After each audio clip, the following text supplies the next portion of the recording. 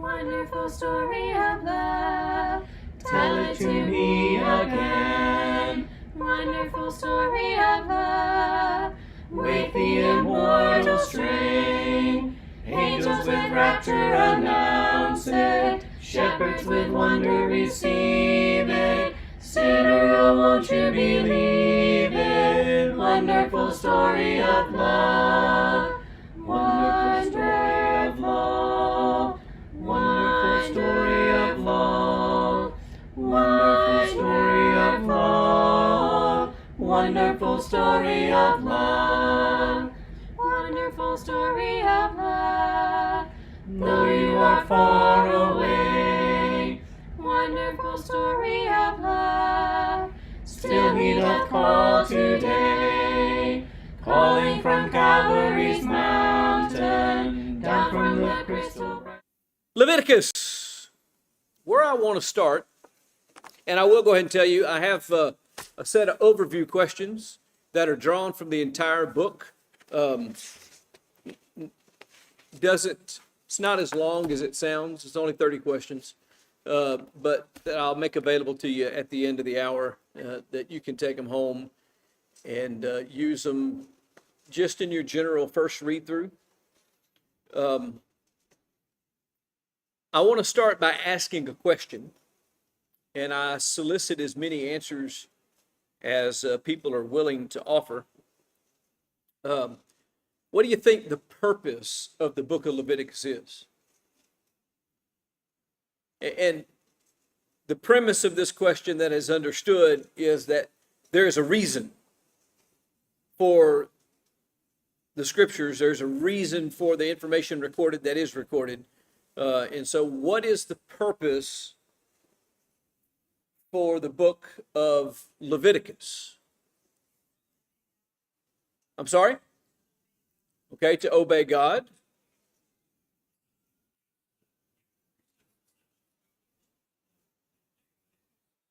Okay, precepts, statutes, day by day, responsibilities, obligations, whatever word you might want to use there. By the way, I am definitely going to repeat everything tonight because I can hardly hear you over the rain. So there's little chance that the mic is going to pick anybody up. Anybody else?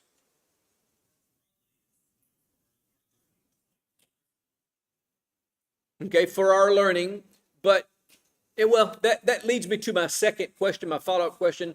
I always have a follow-up question. What does it do for us today? And so it's for our learning. What's it trying to teach us? Is it teaching us how to worship? And that's kind of a loaded question. Okay. It's showing us the way the worship was back then. It was written to them, given to Moses, I guess is the right way to say it, with Moses having the obligation to share it with the people. So, I mean, it had an immediate application. But you have to understand, this was not written down for Moses. This was written down by Moses, and not necessarily, or in fact, almost certainly, after the events. We don't know exactly when in his life he wrote these things down, but he didn't write it and then come out from a long session of writing and say, okay, I've got the word of the Lord, let me read it to you. Here's the text. He's receiving this from God. He's sharing it orally. It's not written down, presumably, until sometime after these things take place. So it wasn't recorded necessarily for them at the time. It ultimately was recorded and was part of the Hebrew Scriptures and informed all subsequent generations of the Jews in these particulars. But I'm not so much interested in what it meant or did for them as I am what it does or means for us because it's been preserved for us.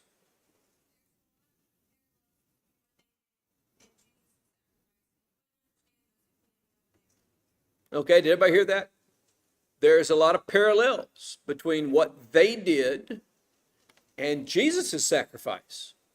And we don't have the way of understanding what Jesus did without having some understanding about what they did. There's a lot of truth to that. And these all the answers that we've had this evening are honest answers. Does Leviticus feel distant? First off, not trying to embarrass anyone, I can tell you it was a long time before I read the book of Leviticus. Okay, there were times that I accessed the book of Leviticus for specific information. I was not a young person the first time I sat down and read through the book of Leviticus. And I never sat down going, oh boy, I think I'm going to get to read Leviticus today. I had to say, I need to read Leviticus. I'm going to read it.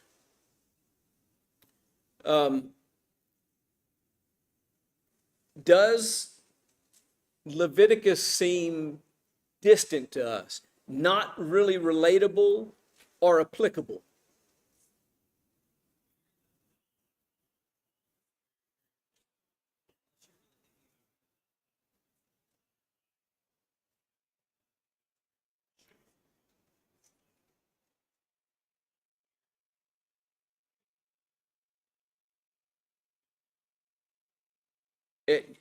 Exactly.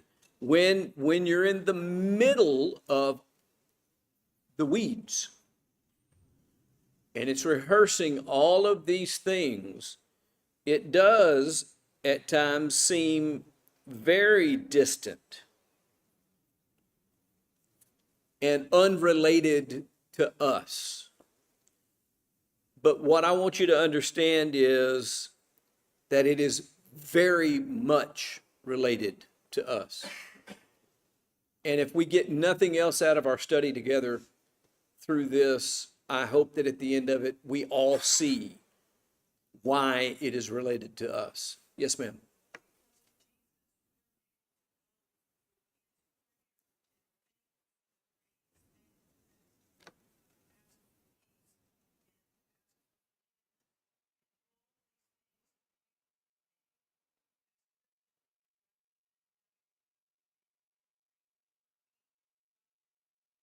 Okay. And yeah, I mean, that's actually what you start picking up in what I find that a lot of Christians do not realize is what I didn't realize until the first time I actually read through the book of Leviticus, and that was, wow, there sure was a lot of different sacrifices they had to offer.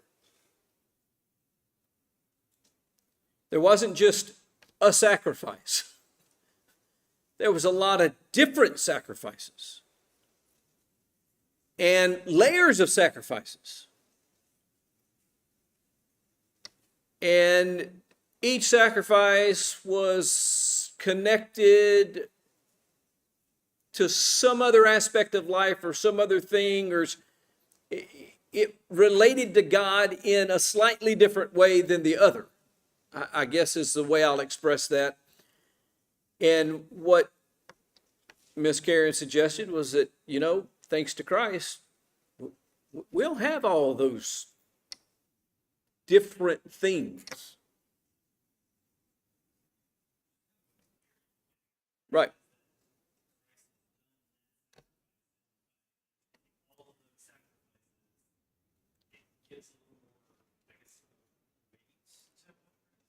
Right. Well, yeah, understanding those sacrifices gives weight to what Christ did. That's exactly right.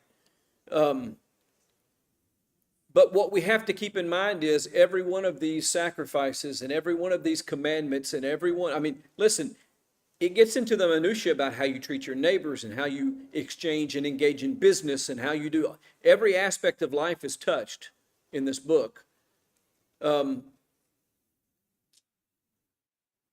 All of it was given to prepare the world for Jesus.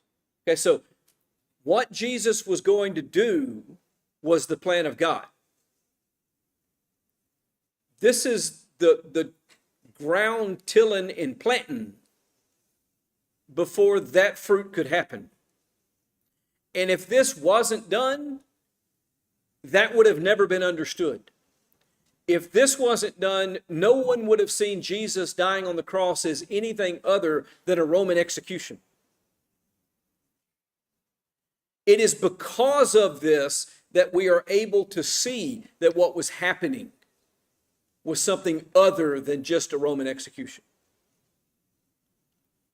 And that's an important thing. Now, if I was to ask you what the principal point of the book of Leviticus is, and I don't know if y'all have read through it since last week or not, or if you've been following the reading plan the last couple of years, you've read through it at least twice in the last couple of years.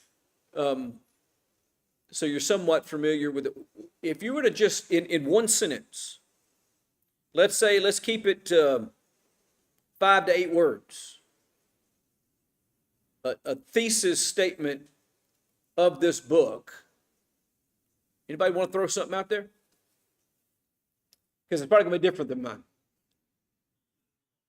Okay, the Levitical laws, the explanation of the Levitical laws, by the way, Levitical, we'll go ahead and define that, having to do with the descendants of Levi. So the priestly, and that's the way this book was taught to me as a small child, is that this was the book that regulated the priests. And yes, there is some truth to looking at it that way, but that greatly underestimates the main thesis of the book. Anybody else want to offer any thoughts? Hey, it's getting quieter. Okay. And say that one more time just to make sure I get all those words.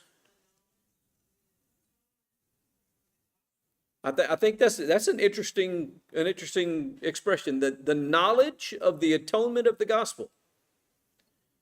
And notice how the word gospel is in there. If I was to say to you, what is the gospel? How many people would say, the book of Leviticus? But I actually would suggest to you that it is the gospel. I would say that the message that rises to the surface when you consider everything in this book is that God wants to dwell with his people. And I'll try to make that case, the basis for that case in a moment. But because he is holy, he shows to us in this book what it means for us to be holy in our worship, for us to be holy in our living, for us to be holy in our approach to him. It's not just about rules, it's about the relationship between humanity and a holy God. It answers this question: how can sinful men, understand that that's a shortened form of mankind, not males, how can sinful men live in the presence of a holy God? Have you ever considered why on more than one occasion in the Bible we're actually told that if anyone was to look upon God, we would die?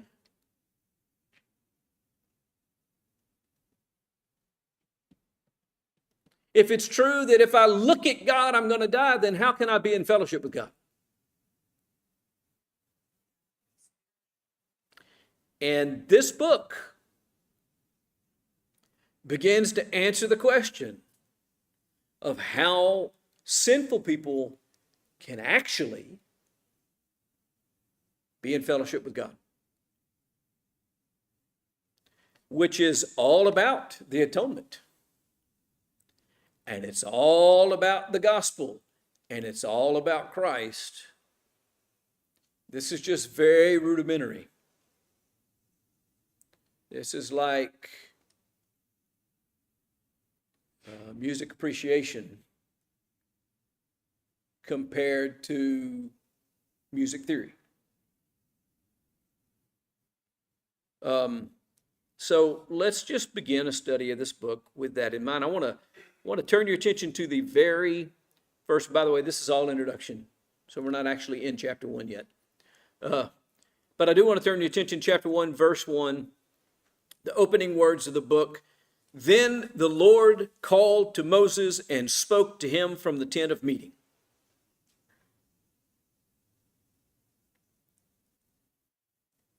It follows in the Bible immediately after the completion of the tabernacle. We just read in Exodus chapter 40 about the tabernacle being completed. Now, what stood between the people and the mercy seat of God?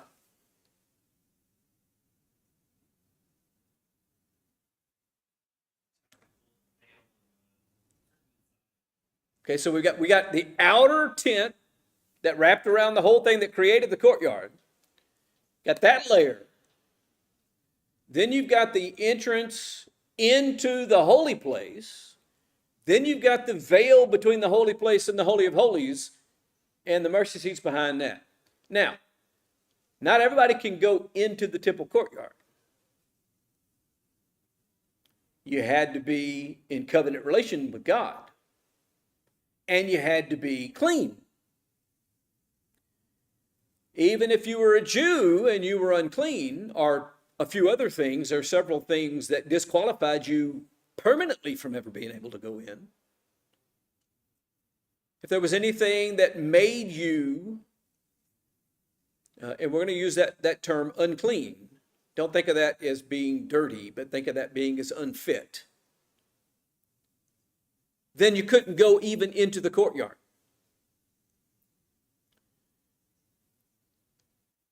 But most people could get no further than the courtyard. You had to be a priest to get into the holy place. But they couldn't even get into the place where God placed his name.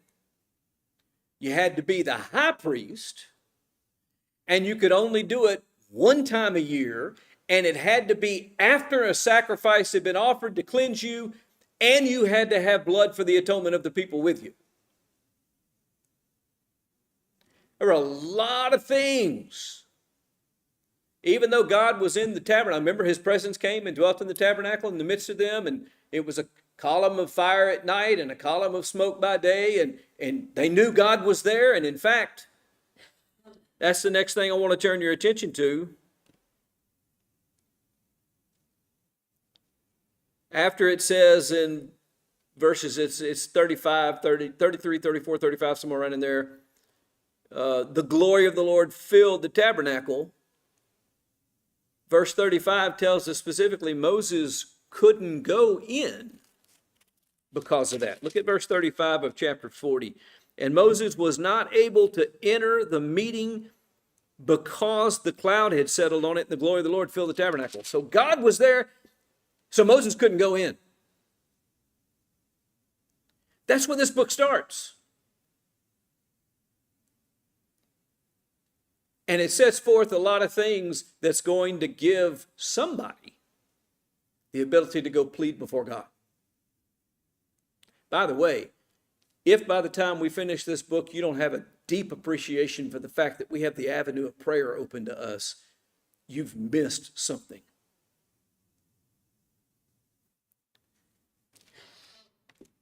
Leviticus provides the answer to how people can draw near to a holy God.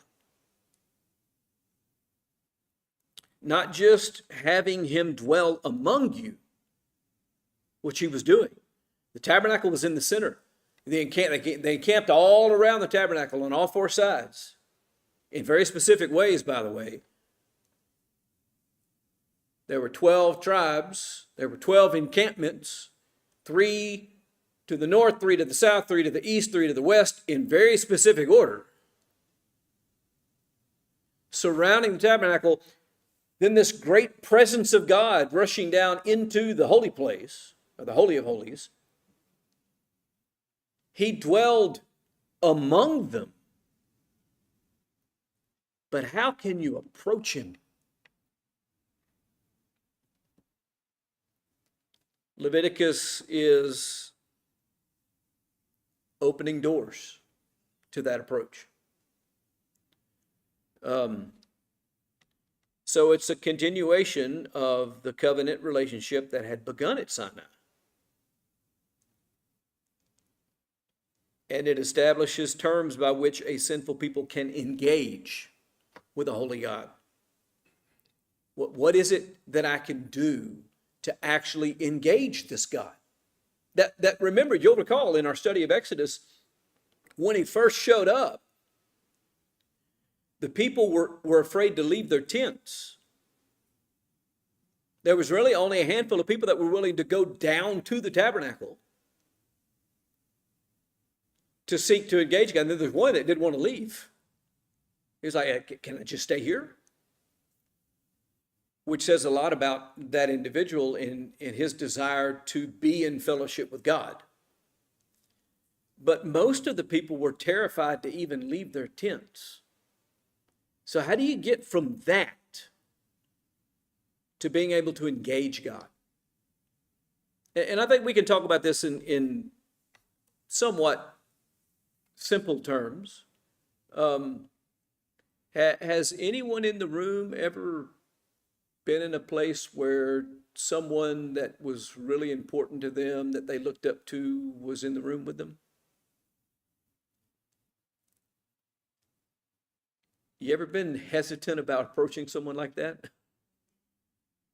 And the setting, I know, controls that to some degree. And also the stature controls it to some degree. The more I have elevated that person, the more I am hesitant to approach. And then when I do approach, what do I say? And by the way, that's usually what keeps us from going, is we start thinking about, well, what am I going to say? And then I go, well, let me think. I'm going to bring this up. And then I go, no, I'll sound like an idiot. I don't want to say that. And then I go, I don't really have anything to say. And if I don't really have anything to say, then why go bother him? And I eventually usually talk myself out of bothering them. Interestingly enough, the times that I have engaged with such people, they were people. And they generally were very engaging people. That's why they are in the positions that they're in. And it wasn't that bad.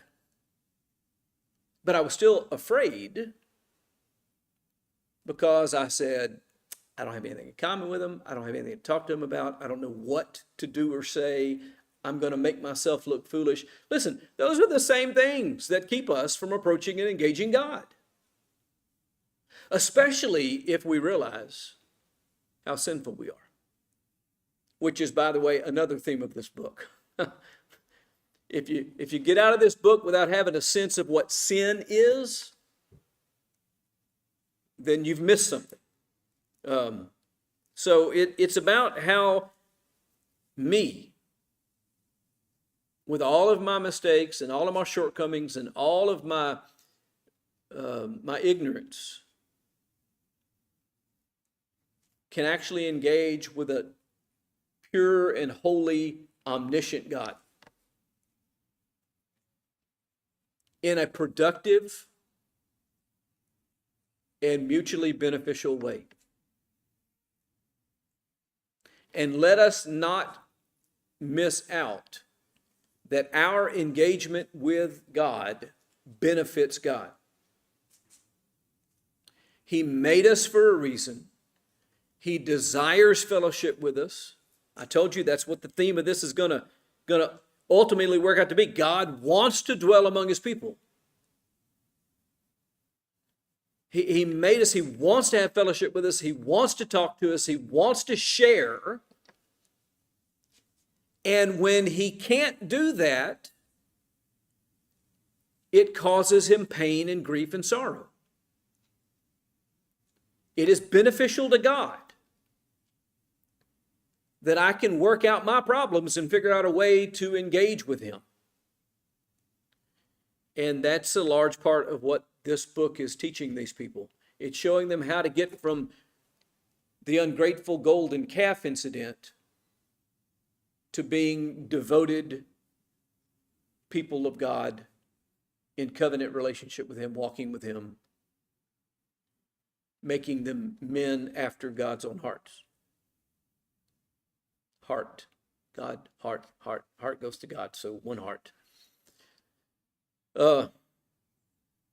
It's very important for us to learn to appreciate the significance of fellowship with God and the significance of what it took to make fellowship possible.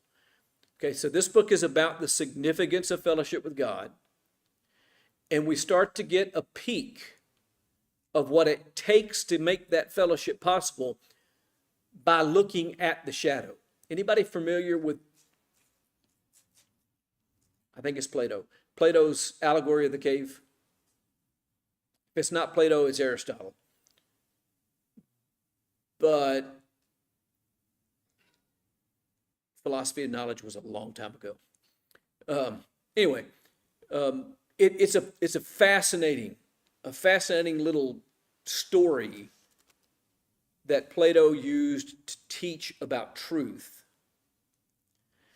And it's set up with the people are at first chained, and they're chained facing a particular direction, and all they can do is look straight ahead and see this cave wall. And they're seeing shadows. And that is reality to them. Those shadows are the real thing. That's all they know. That's all they've ever seen. But one day they get loose enough that they can turn and look behind them, and they see the light and the silhouettes of things that are casting the shadows before them. And they realize that the shadows aren't real at all, that these things are more real. And then they work themselves free, and they begin to walk out of the cave, and they get outside the cave, and they actually get out into the sunlight where they can see all of the real world. And it's about moving and growing in knowledge. That's what it's about. And the fact that when you're looking at shadows and that's all you can see, that's your reality. And it does have something to do with the reality, but it's a really poor image of it. And so imagine that all you know about me is by looking at my shadow cast on the ground. And what are you going to know about me? Very little. You're going to know I got a head and two arms. If my hair's long and flying all over the place, you might get a sense of the fact that I got long hair. If you don't see any, you might get a sense that I'm bald. You might notice the beard. You might not notice the beard. It just depends on how. If it's at the light source is at a particular angle to me, I'm going to look really tall. And then you turn around and you go, he's not all that tall. What we're looking at is shadows. We're looking at the shadow of what it took to make fellowship with God possible in this book. And I want us to understand that. I also want us to understand that there are somewhere around 40 to 50 clear references or strong allusions to the book of Leviticus in the New Testament. It is a very prevalent book in the New Testament. You want to know why that is? Because it's a very important book to what it means to have fellowship with God. Miss Karen, did you have a question or a comment? Yes. No. Plato. As in the teacher of Aristotle. Or is it Aristotle was the teacher of Plato? I forget what order they came in too. You see that I am not a real big guy into the Greek philosophers. I've read a lot of them, and the important stuff I remember, and putting it all in order is kind of like I used to be with some of the Old Testament stuff. I'm like, yeah, I can tell you it's there, but I'm not sure which book it's in. I'm getting better about the Old Testament stuff, not getting much better with the Greek philosophers. So let's talk about the purpose and the function of Leviticus a little bit. Leviticus centers on holiness. Chapter 11, verse 44, for instance. For I am the Lord your God. Consecrate yourselves, therefore, and be holy, for I am holy. What does consecrate mean? Okay, to sanctify, to dedicate, to set it aside. To consecrate means to make or declare something sacred. So when we say set it aside, we're saying specifically set it aside for godly things, for holy things, for sacred use. Consecrate yourselves. I am holy. So consecrate yourselves, therefore, and be holy, for I am holy. The book divides naturally into two large sections. Different people come up with different headings for those large sections, but chapters 1 through 16 are dealing primarily with worship, or for purposes of our discussion, things that give us access to God. Then chapter 17 through 27, kind of dealing with daily holiness is how some people put it, or sanctification. Sanctify yourself. The last half of this book is about how to do that. Both sections are anchored in a repeated phrase. I am the Lord. You know how many times that phrase appears in this book? 50 times. By the way, this book, of all the books in the Bible, is made up more of words directly from the mouth of God than any other book. Now, understand that I believe that every word of the Bible, in every book, the words come from God. These are presented as direct quotes, as God being the speaker, not as God using a prophet. I am the Lord 50 times. And there's another phrase that's a very distant second. You shall be holy, for I, the Lord, your God, am holy. That one appears about 6 times, either directly or in an equivalent form. It outlines into, I break it down into 6 categories. Some people break it down into 5. I break it down into 6. Sacrifices, chapters 1 through 7. The priestly service and meditation, chapters 8, 9, and 10. Clean and unclean distinctions. By the way, not everybody would use that language, but that's what I think it's the most clear way to label it, is chapters 11 through 15. The Day of Atonement gets a chapter all to itself, chapter 16. The Laws for Holy Living, chapters 17 through 22. Then vows, dedication, and feasts are going to be talked about in chapters 23 through 27. And yes, there were a lot of those things as well that they did. Not just a lot of sacrifices, but a lot of those things. And most of that was done where? This is another thing I don't think anybody thinks about. For instance, the Passover. Where was the Passover kept? In your home.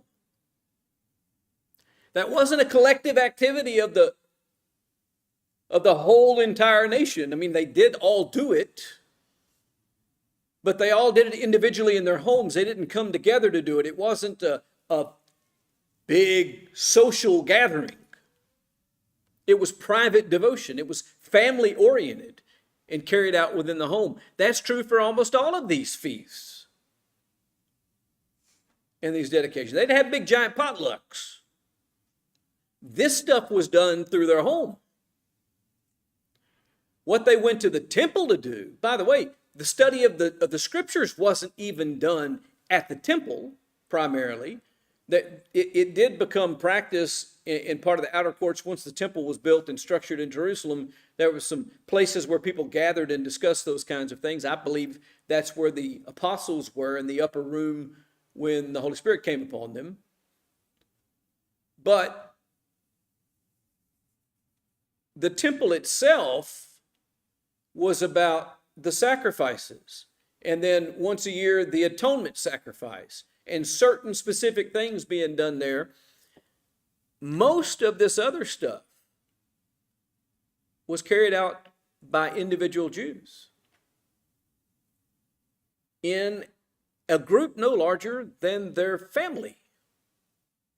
Now, if you were a particularly poor family, we saw in the book of Exodus, if you were a particularly poor family, you might get together with your neighbor and do the Passover together, because y'all couldn't both provide, but between the two families, one lamb could be provided. But generally speaking, that was an exception. What was generally done was, when Passover rolled around, I would have had Passover at my house with my family. And Wesley and Angel would have had Passover at their house with their family. And on down the line, the Meshes would have had Passover at their house with their family. That was not a big social thing for them. It's important that we kind of understand that just because there's all these feasts involved in Judaism, that didn't mean that there were big, giant social feasts.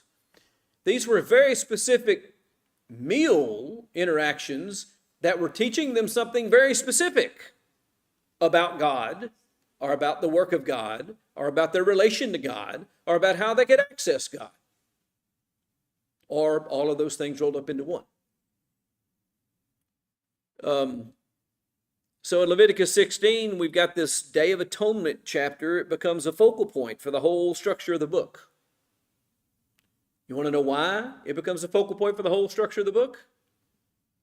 Because again, this is about how can God fellowship with us? Well, atonement. Atonement's at the center of how God can fellowship with us. So Leviticus 16:30. It is on this day that atonement shall be made for you to cleanse you. You will be clean from all your sins before the Lord. How can a sinful people engage with a holy God? Atonement. And through atonement, you will be cleansed. And if you're cleansed, then what are you? Holy. You shall be holy, for I am holy. And so that is part of it as well. The clock says I'm supposed to be wrapping up. So, anybody have any questions or comments about what we've talked about so far? I've got a tiny bit more in my introduction that I'll finish next week. Lord, not next week, because that'll be singing week. Week after next, Lord willing, I'll finish up the introduction. We'll get into a study of the book immediately following that. But anybody got any questions or comments about the things that we've talked about so far? It's gonna be an interesting study, I hope, and I hope that it'll be engaging. And I appreciate everybody's participation and willingness to share their thoughts. Please keep that up. The more that we have, the better these classes will be. And the more excited we'll get about them, and the more we're likely to tell the folks that don't make it, hey, you know what, you're missing something cool here. You maybe ought to be here. All right, got to stop. Thanks for your presence, participation, and attention. Wonderful story of love, tell it to me again. Wonderful story of love, with the immortal strain. Angels with rapture announce it, shepherds hearts with wonder receive it. Sinner, oh, won't you believe it? Wonderful story of love. Wonderful story of love. Wonderful story of love. Wonderful story of love. Wonderful story of